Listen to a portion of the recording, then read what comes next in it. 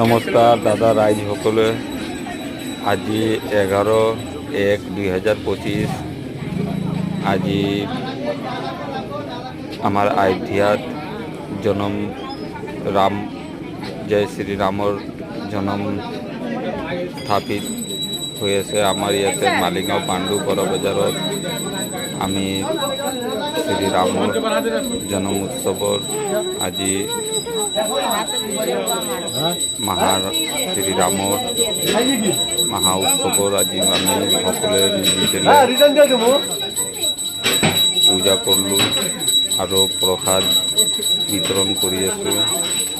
আপোনালোকেও চাওক, আপোনালোকেও আহক, সকলোৱে মিলি পেলাই ৰামৰ উৎসৱত আনন্দ লওঁ আৰু সকলোৱে মিলি পেলাই জয় শ্ৰীৰাম কম। জয় শ্ৰীৰাম, জয় শ্ৰীৰাম। তো আমাৰ মাৰ্কেটত শনি মন্দিৰো আছে।